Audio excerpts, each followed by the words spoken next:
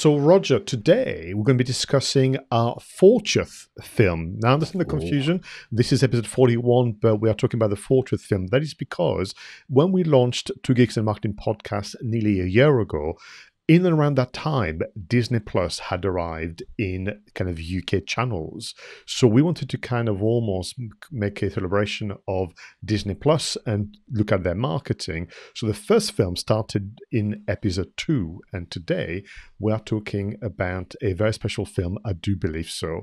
But I thought it'd be fun, Roger, if you don't mind, for viewers and listeners, but also for you and I, to recap on all 39 films leading to today's 40th. So I might even ask Tim to put some lovely music behind. As I mentioned, the first 10, we start with Bond 25, then Lord of the Rings, Back to the Future, Wonder Woman 84, True Romance, Tenet. We had Mamma Mia, Flash Gordon, Mulan, and On Her Majesty's Secret Service. And then we went into Toy Story, The Goonies, Bill and Ted Face the Music, The Terminator, The Martian, Die Hard, Mission Impossible Fallout, The Lost Boys, A Quiet Place, and Speed. Wow, then moved on to The Mandalorian Season 2, Gremlins, Rocky, Ghostbusters, Mad Max Fury Road, The Blair Witch Project, Blade Runner 2049, Three Billboards Outside Ebbing, Missouri, Who Framed Roger Rabbit, and Us. And the final 10 is The Matrix, Triangle, Highlander, The Woman in Black, Blade, The Game, Nightcrawler, A Few Good Men, and American Werewolf in London. And this week we are going to be talking about, well, actually, and maybe I'll give you a little bit of background as to this film before I actually tell you what it is. Now, Pascal, I'm a big fan of Stephen King, the writer, the horror writer, perhaps the world's most prolific horror writer.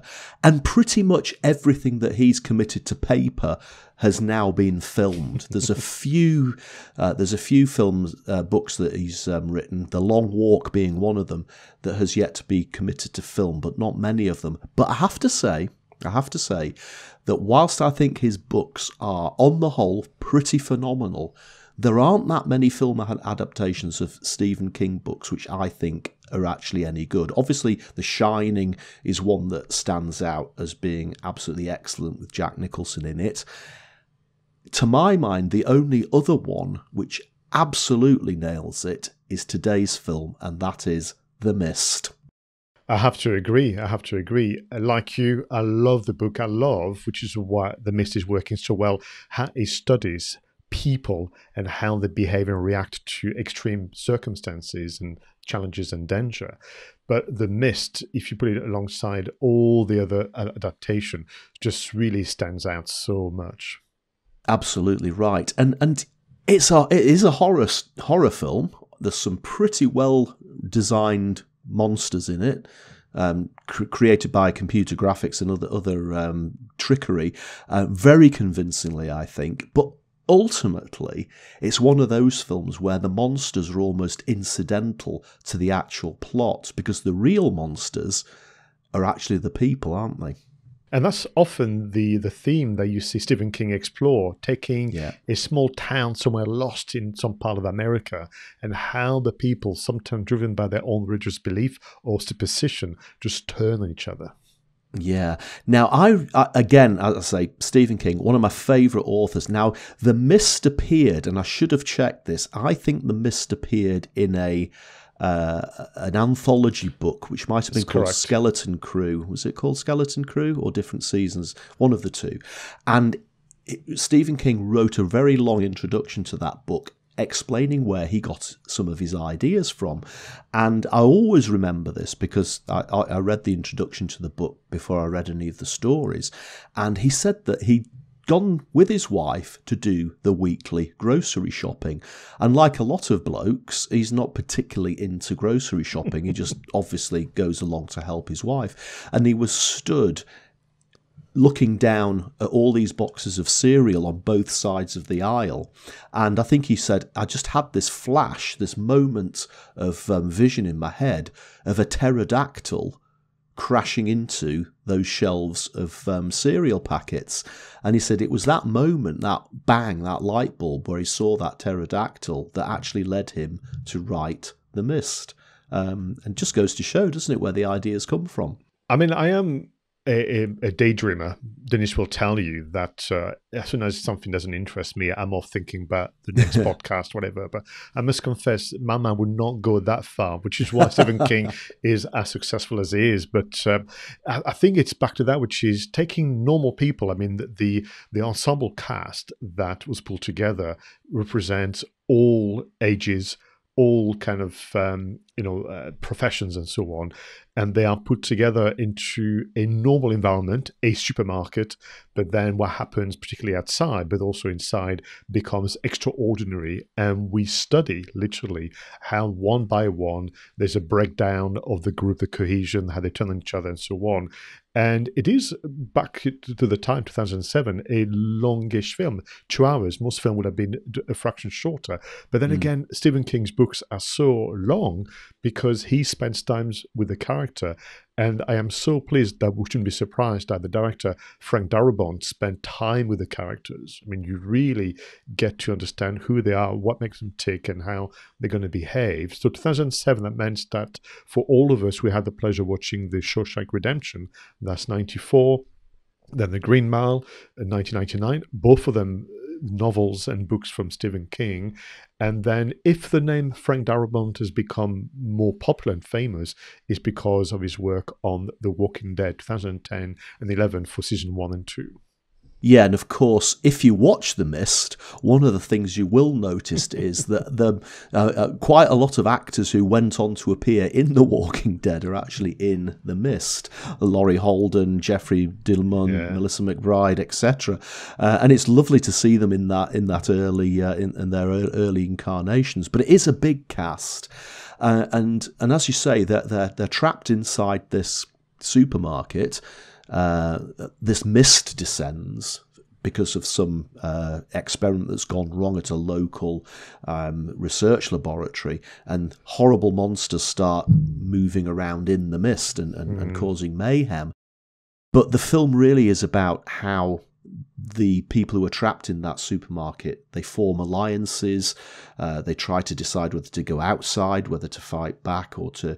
And I think one of the women almost becomes like a preacher and tries to convince some of them that this is all God's will, and there's this really quite horrible scene where she convinces the people in the supermarket to sacrifice one of the children almost to God, to get God to stop doing what he's doing. And it somebody described this as a bit like Lord of the Flies, but set in a supermarket. And it's a really scary thought as to how the things that bind society together could quite easily fall down in a situation like this. And when I watch a film like this, I sit there and think, God, this really could happen. And indeed, you could argue that Frank Darabont explored the same theme in A Walking Dead, where literally saying, well, the undead are nowhere near as bad as the living, particularly when you move on to the next seasons with things like, as he called the governor, or the characters that were really quite nasty. But back to your point, there's a lovely line from The Son. So for me, the reason why I wanted to see the movie when it came out was two things. I knew it was a Stephen King adaptation, and I was hopeful that it would be a good one, despite the fact that I'd been disappointed many times. But for me, the lead actor, Thomas Jane, I just really like his work. But also people like William Sadler was in the film. Now, William Sadler oddly played the bad guy in a movie we reviewed many months ago in Die Hard. Yeah. And what was surprising about The Mist is that there were some characters or actors you knew, and you had some expectation about the kind of characters they would play, and every time you got surprised. So you had, for example, Toby Jones, who playing the kind of petite and not particularly threatening store manager, but proved to be almost a hero of the piece, who is very good with a gun and very authoritative. So you had all these big surprises. But talking surprises, and I'm mindful that through the research I've discovered that people have not watched The Mist or are discovering The Mist today. We can't talk about the ending beyond saying that's what a horror film feels like when you have an ending like the one that Frank Darabont and his team pulled together.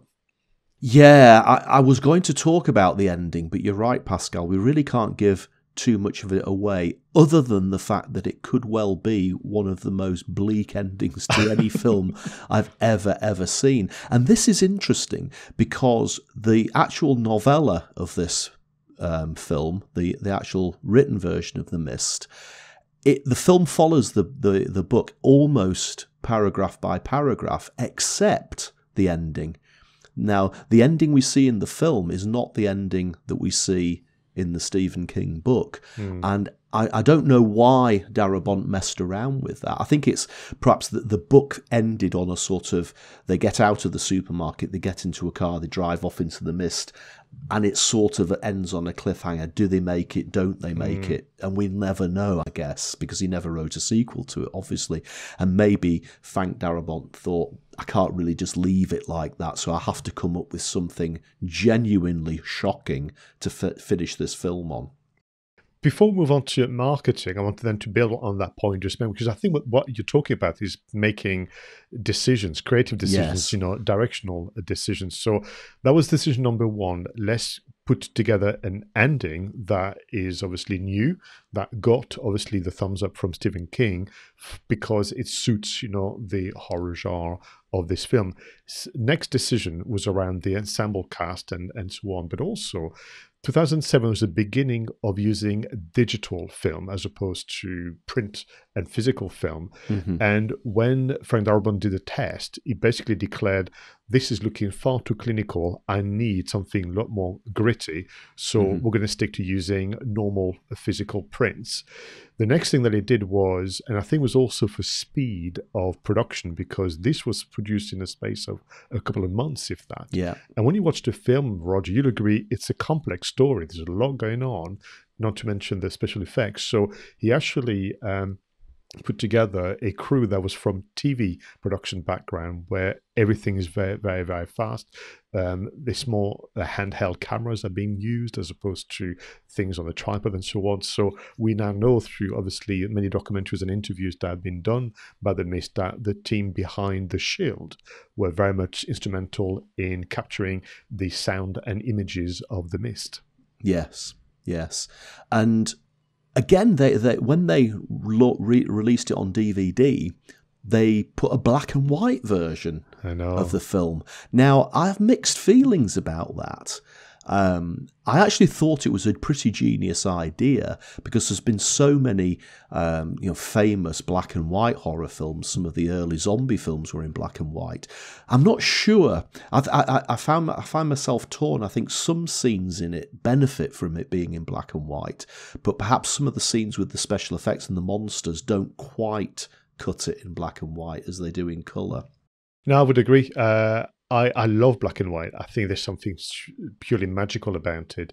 And it worked really well with the actors when the tension was building, or when actually it all went pretty crazy, as you say, with that lady that took on the role of the preacher. But the moment you had the monsters, although I will say to people who have not seen the movie, you don't see them a lot. It's really cleverly done. It's really quite scary the way in which they're revealed. But each time they came in, then you were taken back to, this is 2007, and the black and white kind of magic moment just disappeared. So I'm pleased they did it. And we know that Frank Darabont's vision was a black and white to pay homage to people like George Romero and many others. But I think, the color version is certainly better.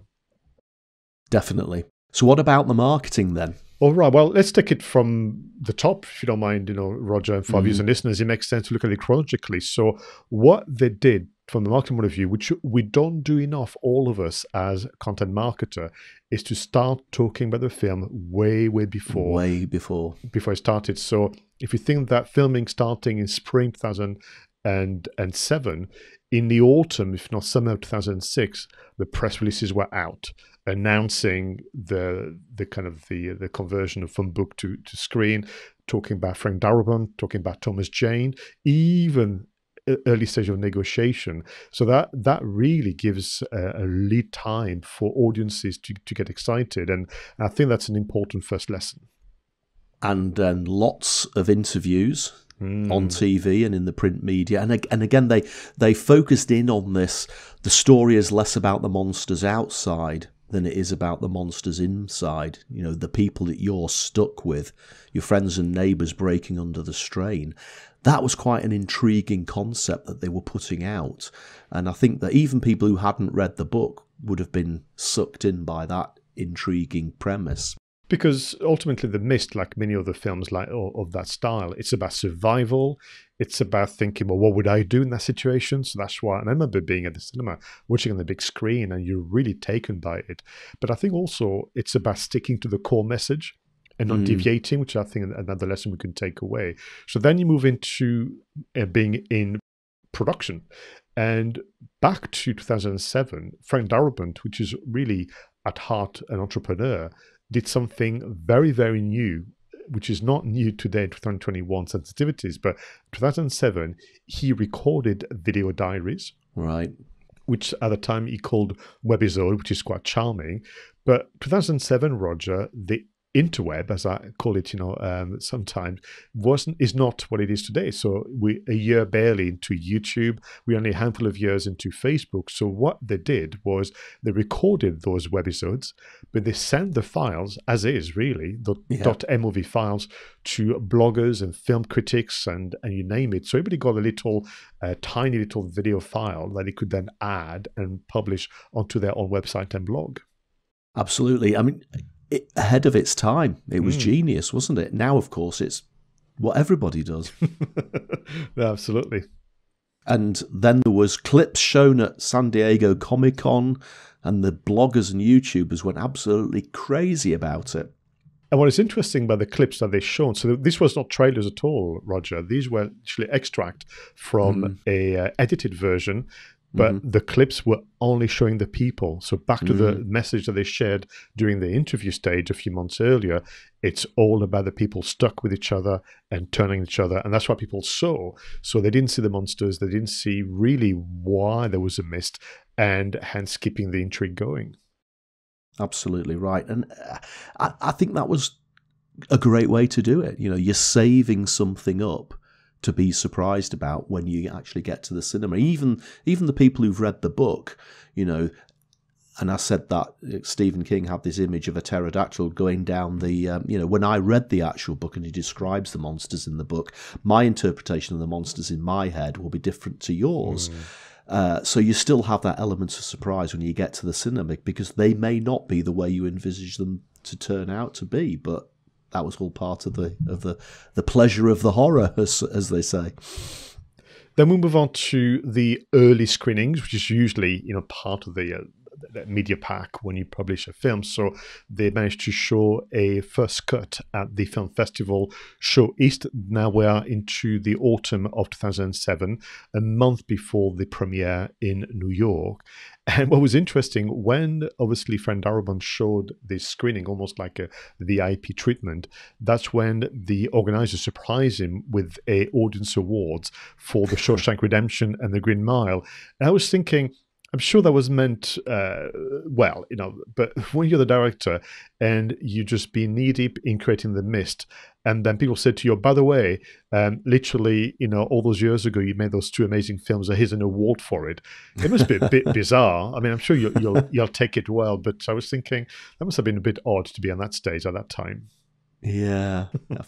Frank Darabont. Did you know that Frank Darabont had the rights to make the film of The Long Walk, which is the Stephen King book, which is one of the ones that hasn't been filmed yet? Right. And I always thought he is absolutely ideal to make that film, but unfortunately apparently let the rights lapse. So whether that film will ever get made, I don't know. But for a while, I thought that was going to be Frank Darabont's next big film. Might come back. And then obviously come November 2007, we are into the premiere in New York and then the release of the film. At the time, which I thought was very interesting, they had 3 different trailers, and I wonder whether it was for different audiences or different time of the day, depending on who's watching on TV and at the cinema. They were all cut differently. And if you are intrigued and interested, I would definitely encourage you to get hold of the DVD or Blu-ray edition of The Mist, because they are there. You'll see for yourself there's a very interesting effort. And they all 3 had different strap lines as well, Roger. So again, they were going after different target audiences with their different trailers, weren't they? Yeah. So the first trailer, there was the one that I think people are aware of, which is There Is Nothing Out There, Nothing in the Mist, and then but what if you're wrong? Yeah. Which I think plays to your fear of, stepping into the dark or into the mist. The second trailer, looking at the notes, what if the world disappeared before your eyes? So Absolutely. intriguing. And then it came without warning and transformed a town. I quite like that one, actually. Yeah. They're all very cryptical. They're all very intriguing. And again, hint at the scares and the horror to come. And here we are, literally 14 years later, still talking about it. People are still writing about it. They are doing YouTube retrospectives about the film, because I think it's just simply a story well told about people that we can relate to, but generally done by people who love making films, and their passion started from the marketing, which I think is not always the case, actually, when you and I think about all the different films that we watch in our lives. Yeah, and normally what happens when we do these reviews is that I end up watching the film a couple of nights or even the night before we actually do the review. Funnily enough, my wife and I watched The Mist not that long ago, so Right. This time I didn't need to watch it again to prepare. But what I am going to do, having had this conversation, is I'm going to go and read the book again, because I haven't read the book version for a very long time. Excellent. Well, I was very much looking forward to talking about The Mist with you, Roger, and this conversation has not disappointed in any ways. Just remind you that the tagline for the film, which I think says it all to close this segment, belief divides them, mystery surrounds them, but fear changes everything. Great stuff. Thank you very much, everyone, for listening to Two Geeks and a Marketing Podcast. This was episode 41. Until the next one, please go out there and make sure your marketing is done right. I was Pascal Fintoni, and he was Roger Edwards. Take care for now.